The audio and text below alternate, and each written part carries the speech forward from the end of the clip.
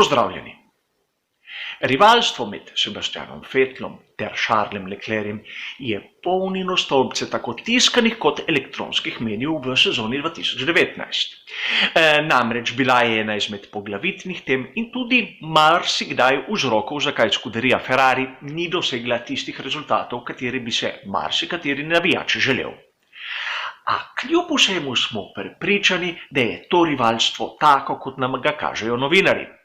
Namreč obstajajo neke podobnosti z rivalstvom v preteklosti in tisto prvo v Ferrariju, ki mi pride na misel, je rivalstvo med Gillesom Villeneuvom in Didierjem Pironijem. Tudi o tem, ukolikor vtipkamo v naš priljubljeni brskalnik, dobimo napisanega ogromno. Le s to razliko, da je poleg tragičnega konca za oba junaka, to rivalstvo trajalo borih 13 dni. Namreč, vse se je začelo na veliki nagradi San Marina 1982. 25. aprila, končalo pa 8. maja v Zolderju na kvalifikacijah za veliko nagrado Belgije. A kljub vsemu, če preverimo, imamo cele romane spisane o tem rivalstvu dolgem le 13 dni. Med Sebastianom Vettelom in Charlesom Leclercem je zgodba malo daljša, o tem se strinjamo vsi. A če pogledamo, kaj se je dogajalo v tej sezoni 2019, vidimo, da stvari niso tako jasne, kot lahko izgledajo na prvi pogled. Namreč na prvih dveh dirkah je Charles Leclerc pokazal izjemno formo, bil je motiviran, novinec, v Bahreinu je malo manjkalo, da bi dosegel prvo zmago, le tehnična težava mu je to preprečila in o tem ni dvoma. A Sebastian Vettel se ni tako dal in potem v naslednjih dirkah kljub premoči Mercedesa dokazal tisto svojo dominantno vlogo v skuderiji Ferrari.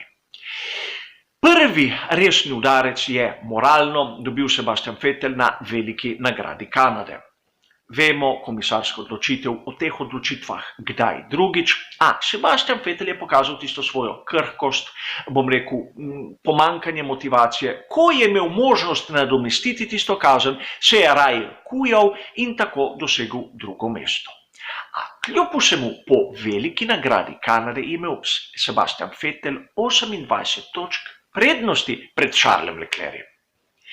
Drugi udarec in praktično konec sanj o borbi za naslov svetovnega prvaka v sezoni 2019, po mojem videnju, je dosegel Sebastian Vettel na veliki nagradi Velike Britanije. Ko je trčil od zadaj v Maxa Verstappena, čisto po nepotrebnem, je izgubil tisto vizijo, da bo lahko postal svetovni prvak. Bilo je nekako dno njegove sezone 2019 in razlika med Leclercem in Vettelom na veliki nagradi Velike Britanije le 3 točke v korist Vettela.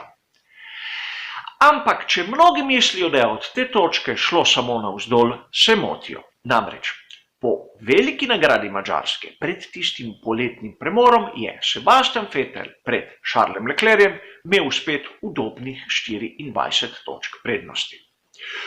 Torej, to rivalstvo bi lahko nekako poudarili, je začelo, je vzplamnelo po poletnem premoru od velike nagrade Belgije naprej.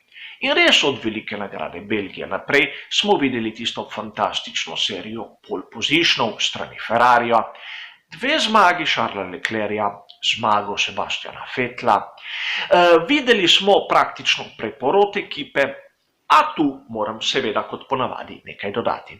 Vemo, v poletnem premoru je zapovedan kolektivno dopust.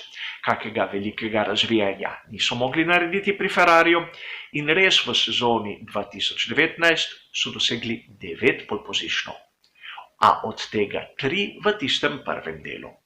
Morda v koledarju v prvem delu sezone so bile proge, ki jim niso toliko ustrezale, po poletnem premoru so prišle na vrsto tudi proge, ki so jim ustrezale. In morda je tudi tu del resnice, zakaj so bili tako dobri na tistem delu sezone. In zavedati se moramo tudi drugega dejstva. Res, Charles Leclerc v tej sezoni je dosegel 7 pole positionov, največ med vsemi. In čudno, kako je dosegel le 2 zmagi. A pustimo to za kdaj drugič. Sebastian Vettel je dosegel 2, a če pogledamo rezultate samo na kvalifikacijah, je Charles Leclerc bil 12-krat boljši od Sebastiana Vettela, Vettel pa 9-krat. kmalu izenačeno, in če primerjamo vse druge moštvene kolege, vidimo, da so bili bolj izenačeni edino pri McLarenu, kjer je Sainz bil 10krat boljši od Norrisa, Norris pa 11krat boljši od Sainza. To se pravi, ni neke premoči na kvalifikacijah strani Leclerca proti Vettelu. A pojdimo še korak naprej. Je Sebastian Vettel napravil kar nekaj napak v sezoni 2019? Seveda jih je. Poleg tiste omenjene velike nagrade Velike Britanije, še velika nagrada Italije, kjer ne smemo spustiti tistega manevra, ne smemo ga pozabiti, a tudi Leclerc ima svoje grehe. Velika nagrada Monaka, kjer je seveda štartov iz ozadja, a to mu ne daje opravičila za take manevre, in velika nagrada Nemčije. Na strani Sebastiana Vettela bi rad poudaril, da na veliki nagradi Rusije je imel tehnično težavo. V veliki nagradi Združenih držav Amerike kljub slabši formi mu je popustila obesa, kjer bi dal stvar pod rahu vprašaj, čigava je bila krivda. Velika nagrada Brazilije, če ste mi sledili, sem krivdo razdelil na oba. Nihče izmed njiju ni naredil nič, da bi se trčenju izognil. Zato situacija taka, kot je. A kljub vsemu, menim, da je to rivalstvo med Vettelom in Leclercem bolj produkt same ekipe in novinarjev. Namreč, specifika navijačev skuderije Ferrari je to, da so izjemno goreči in izjemno zahtevni. Sezona 2019 daleč od tistega, kar bi si vsi želeli, in zato je bilo treba v drugi polovici dobiti opravičilo, zakaj rezultatov ni, zakaj so naslovi zopet šli v roke Mercedesov. In seveda prišel je Leclerc, tisti prvak prihodnosti, tisti, ki bo izvlekel situacijo spet na tiste zmagovalne poti, Vettel pa je postal nekako nepriljubljen. Tisti Sebastian Vettel, ki v sezoni 2017-2018 je bilo edino upanje za doseganje naslovov, kar hitro se je pozabilo na to. In če pogledamo, mnogi, tudi v sami skuderiji Ferrari, vodilni, so začeli kovati Leclerca v zvezde, Sebastian Vettel pa ne preveč. Zakaj? Kajti tako so opravičili svoje slabo delo. Priznajmo si, SF90 ni bil na nivoju Mercedesa 210, od začetka do konca. Vidimo že na drugi dirki so imeli probleme s pogonskim sklopom in še bi lahko naštevali. Tudi strateške napake ekipe, ki smo jih videli tudi na zadnji dirki, so se nekako skrile za to rivalstvo. A dvomim, da bosta kadarkoli Charles Leclerc in Sebastian Vettel kolega. Sodelovala bosta v ekipi, ker bosta morala, a videli smo tudi, da so v začetnem delu sezone marsikdaj z uporabo strategije držali oba voznika narazen. V trenutku, ko so jih dali skupaj, ko so jim pustili borbe, so pa nastali medsebojni trki, kar je slabo za ekipo, a tako tudi odvrne pozornost od tistega slabega dela odgovornih pri skuderiji Ferrari. Sebastian Vettel ima svoje dobre lastnosti in svoje slabe lastnosti. To, da se mu pogosto zmrači pred očmi, je znano dejstvo in je bilo znano dejstvo že pri Red Bullu.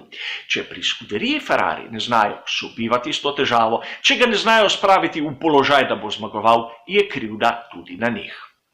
Po drugi strani, porivanje naprej Charlesa Leclerca v vlogo, kateri verjetno po mojem osebnem prepričanju ni še kos, zna biti tudi nevarno.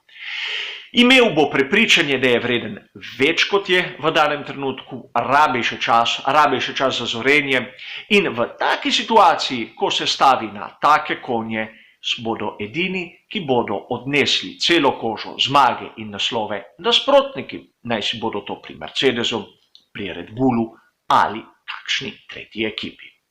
Rivalstvo med Sebastianom Vettelom in Charlesom Leclercem je po mojem mnenju tudi konstrukt novinarjev, kateri zato, da imajo več zgodb zapisati, da so bolj brani, malo potencirajo zadeve. A seveda, kot ponavadi, moje osebno videnje in moje osebno mnenje. Hvala za vašo pozornost in nasvidenje.